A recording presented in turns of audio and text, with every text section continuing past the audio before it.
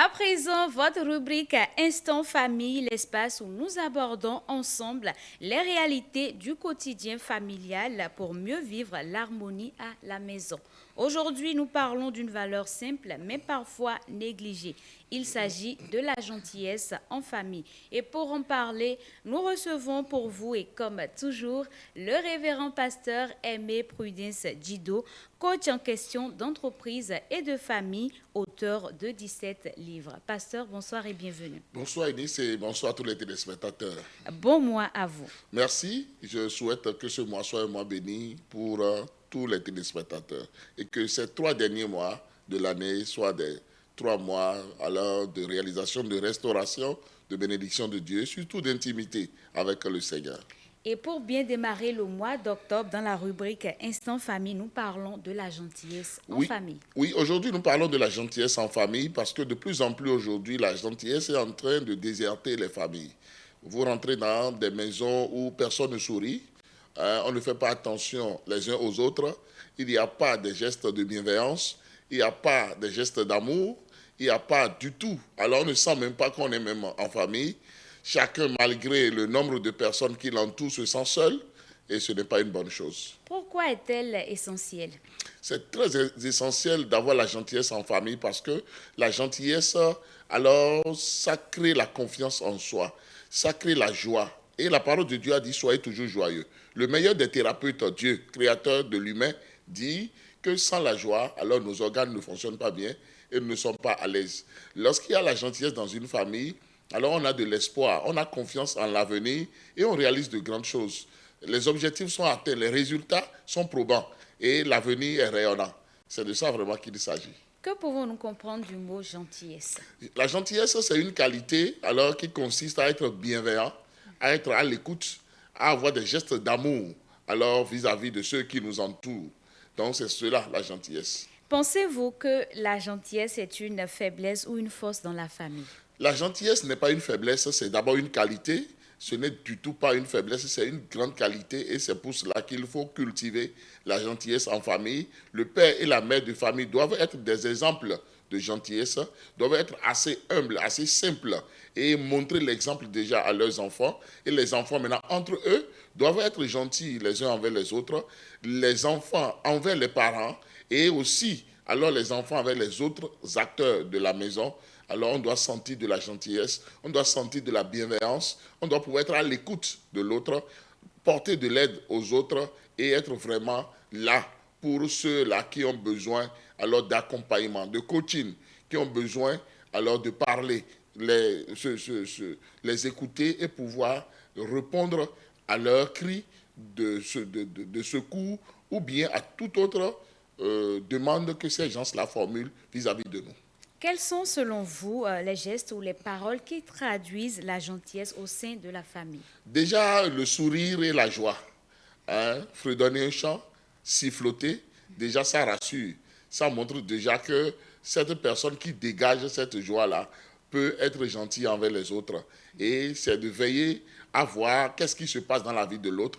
Lorsque quelqu'un est pâle, lorsque quelqu'un est renfrogné, lorsque quelqu'un n'est pas speed, hein, devient là, on te demande mais qu'est-ce qui se passe? Qu'est-ce qui se passe? Est-ce qu'il y a une maladie? Est-ce qu'il y a un problème? Alors c'est déjà un geste de gentillesse. Lorsqu'on voit que quelqu'un porte alors une charge, on va à son secours pour l'aider à porter cette charge-là. Lorsque le matin, on se salue dans cette famille-là, on dit bonjour à tout le monde, les parents disent bonjour à leurs enfants, les enfants disent bonjour aux parents, alors c'est des gestes de gentillesse.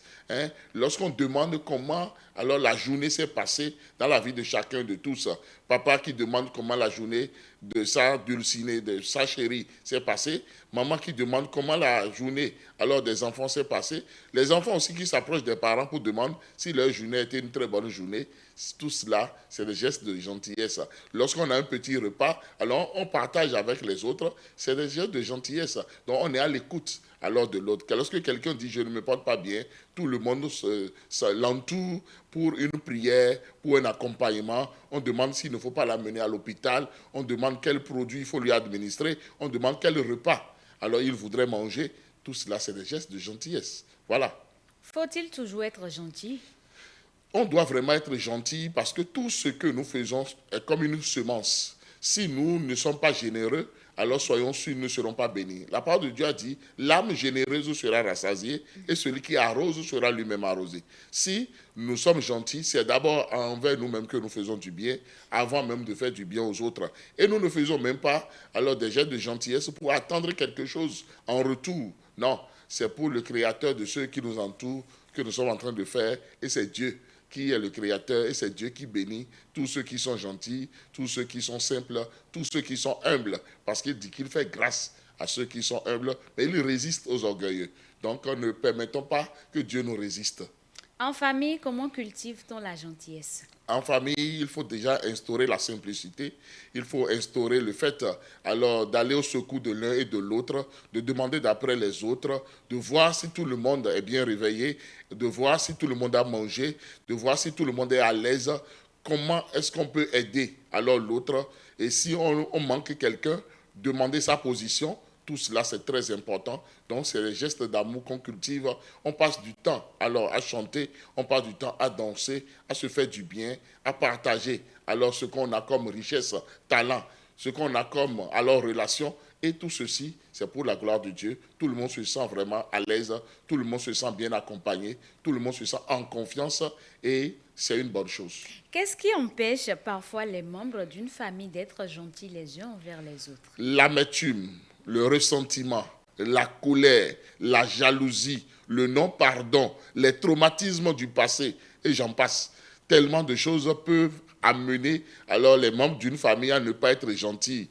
Ou bien on colporte les problèmes de son service à la maison, on colporte des problèmes du dehors pour venir alors se venger de ceux-là qui sont des innocents dans sa famille. On ne doit pas faire cela. On doit finir avec ces problèmes du dehors. Lorsqu'on entre chez soi, alors notre famille doit être un havre de paix et de joie. Nous devons être en sécurité chez nous, en famille. Si vous avez un dernier conseil à donner à nos chers téléspectateurs, ce serait donc lequel? Je voudrais vraiment lancer un appel à toutes les familles de la terre pour dire, laissons nos diplômes, laissons notre position sociale, notre position politique, notre richesse, tout ce que nous sommes pour devenir maintenant gentils, pour devenir attrayants, parce que nous n'avons pas beaucoup de temps à faire sur la terre.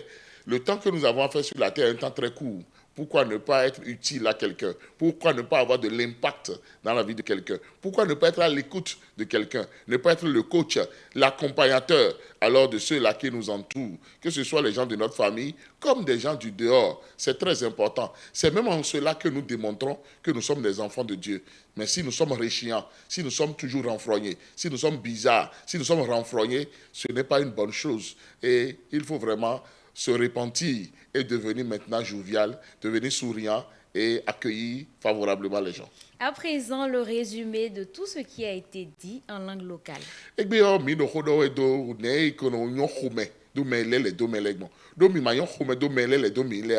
Vivo na ti lo wen domi ton le mea. Nukiko na ti lo wen domi ton le mea. Alogo na we go meton na ti ya. Ne me di ofon gbon. Ne o egbe ti an san to ka yi gbon. We zun de adolo ne we zun yin gbon. Ene le bi mi do na kambio mi de le. Mi mo ndudu de mi na ndudu po. Do awachi jeme. Do nukiko me. Do hanjiji. Do po me. Do dehi ho do po me. Mo e do na non lo bola nyone. Mi ni gon. Hunyala do mi de. Bo je un gon chire do. Bo gon ho. O media sin mo ve media o kaka ngo wi de yon wa e o ni mo nu mi o we no ho do mi ton e na lido do na le na wa mi gon fe ma o ton le na wa nu gon mi gon ba nu ko ina tinu do polopo mi ton le mo e de gbon ne. Vous êtes auteur de 17 livres et vos livres sont exposés juste derrière vous. Où pouvons-nous avoir ces ouvrages en cas de besoin? Oui, mes livres, tout d'abord, tous mes livres sont sur Amazon, sont traduits dans plusieurs langues. Mes livres sont vendus au Togo, au Burkina Faso, en Côte d'Ivoire. Contactez-moi, je vous dirai partout où vous êtes, où est-ce que vous pourrez trouver mes livres, ou bien comment vous faire livrer. C'est de ça qu'il s'agit. J'ajoute aussi qu'il y a mes 20 formations qui sont logées sur Telegram, qui sont aussi en promotion. 2 de mes livres aussi sont en audio, sont logés aussi sur Telegram. C'est du bilan annuel à la planification du nouvel an et sur le chemin de la discipline. Donc, ces 2 livres sont en audio. Vous pourrez les demander et les écouter en audio. Vos contacts, s'il vous plaît. Pour me contacter, il suffit de taper le plus 229 01 95 15 67 40 ou le plus 229 01 97 56 63 34. Merci beaucoup, révérend pasteur Aimé Prudence Dido. Chers téléspectateurs, apprenons à poser des gestes de bonté, à parler avec douceur et à pardonner plus facilement. Le révérend nous a dit qu'à dans une famille où règne la gentillesse, c'est une famille où il fait bon vivre.